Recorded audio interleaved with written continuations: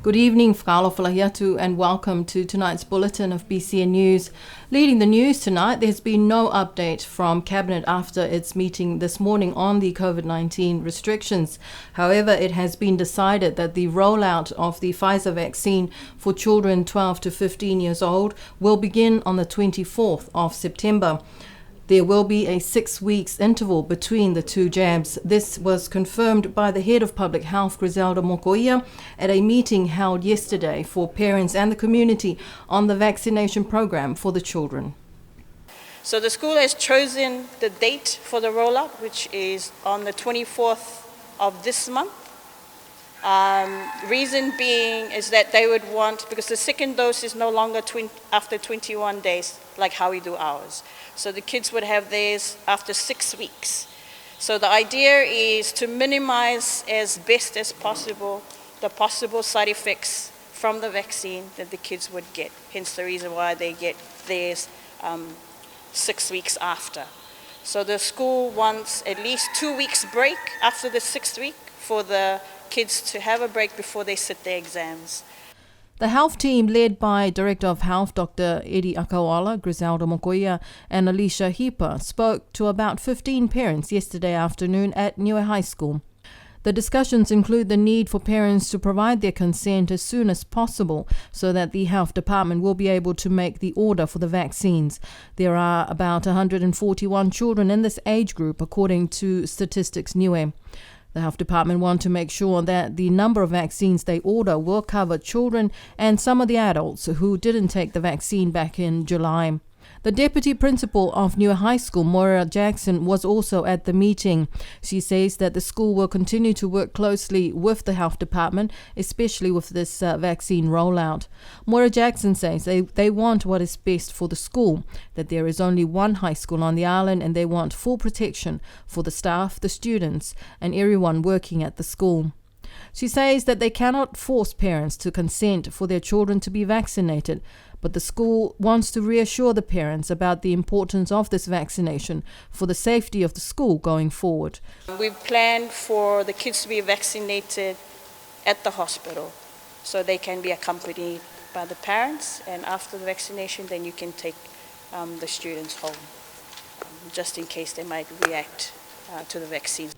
And while most of the newly elected village councils have been officially sworn in to comply with the Village Council Act of 2016, there are a couple of villages that have yet to complete that process because some of the key people involved are still overseas awaiting the resumption of passenger flights.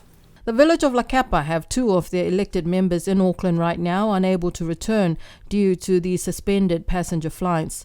Ms. Rhonda Siakia and Mr. Ezra Dunyamana are both stuck in Auckland awaiting the okay to return home. In a similar predicament is Priscilla Iloilo Mokalei of Tuapa, who is also in Auckland on medical leave. According to government officials from Community Affairs, the law does provide options for such circumstances. One such option is the signing of a declaration. This will require the Director of the Department of Justice, Lands and Surveys and Community Affairs to provide a form with the oath contained in it, which will have to be signed by the councillors who are overseas. Another interpretation of the Village Council Act of 2016 is that if the elected member was already elected in the previous term and was re-elected in this election, then the oath they took in the previous term is considered valid. In the case of the village of Liku, where their village member of parliament, Honourable Poko Sipili, is also overseas, the Secretary of Justice, Darren Tovaka, has been granted the warrant to administer the oath for the village council members. The village of Vaea will have to wait for the decision of the Chief Electoral Officer as to when they may start the process for the by-elections for their village council. At the close of nominations last month, there were no nomination forms received for the village of Vaea. It's understood that after the completion of the swearing-in of the 13 other village councils, the electoral office will commence to announce when Vaea village by-election will be. It's also understood that most of the former village council members for Vaea are overseas. Meanwhile, the court's decision on the case of Carol Edwards of Alofi South, appealing the decision of the Chief Electoral Officer to decline her nomination, the decision of the court was delivered on the 20th of August. The decision of Judge Coxhead is that the court cannot make any decision on this matter, given there was no application before the court. According to the court minutes, the Chief Electoral Officer declined the nomination on the basis that the consent was made from New Zealand and the candidate was not resident in Niue at the time of nomination, as required by Section 2(1) of the Niue Assembly Act of 1966. Chief Justice Coxhead's decision cited that Carol Edwards indicates that she wishes to appeal the matter, but as such, no appeal application or petition has been filed. The matter is now at an end. And our families and friends in Auckland will get to enjoy their Niue talo very soon. They'll be happy to know that the shipment of talo and coconuts by Havaka Nui Limited have arrived in Auckland and are currently with the Ministry of Primary Industries for inspection. BCN News spoke with Havaka Nui's manager, Brad Etuata, about what it's like to export talo to Auckland when they remain in level 4 lockdown. There are processes that we are following with the health officials in Auckland. Bear in mind that Auckland is still under level 4 conditions, so it is extremely hard. When I say extreme, it is very, very hard. But the good thing about it is that we're getting the assistance from the health officials, and which has allowed us and enabled us to uplift these containers. So right now the containers are in the MPI facilities, Ministry of Primary Industries, and as soon as the inspections are done, the containers are then can be brought to our warehouse facilities in Mount Roscoe, where we will start the process of distributing the taros and the coconuts. There are certain rules when it comes to collecting the talo and coconuts in the current level 4 COVID lockdown in Auckland right now. So we're going to start with the bulk buyers. The bulk buyers will be the first ones on the list. But we've been advised by the officials that there'll be somebody there from the health ministry. Not all the time, but they'll drop in now and then. So they'll come in, pick up their 30, 50 sacks, and then 5 minutes before that, another bulk buyer will come in, and then we'll just carry on from there. But for the majority of the buyers, Havaka Nui Limited at our cost is going to be delivering a lot of these taros to people's homes, people that cannot be there physically because of the COVID conditions.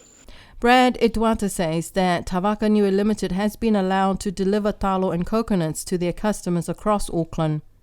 Havaka Nui Limited exported 683 sacks of talo, 200 sacks of fresh coconuts and frozen wahoo in 2 containers.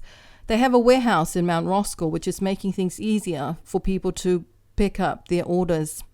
Brad Etuata says that he is also grateful for the assistance provided by the Office of the New Zealand High Commission at Tāpio for the opportunities through the PACER Plus trade agreement that Niue is party to. I hope that those fresh coconuts and talo has provided some reprieve for our families and friends in Auckland with this lengthy lockdown that they've been in. And in other news, the President and Vice-Chancellor of the University of the South Pacific, Professor Paul Aluwalia, spoke to BCN News last Thursday. He says that they've had to make some major changes adapting to this COVID pandemic. Some of those changes may see students from Niue study in Samoa in future rather than Fiji.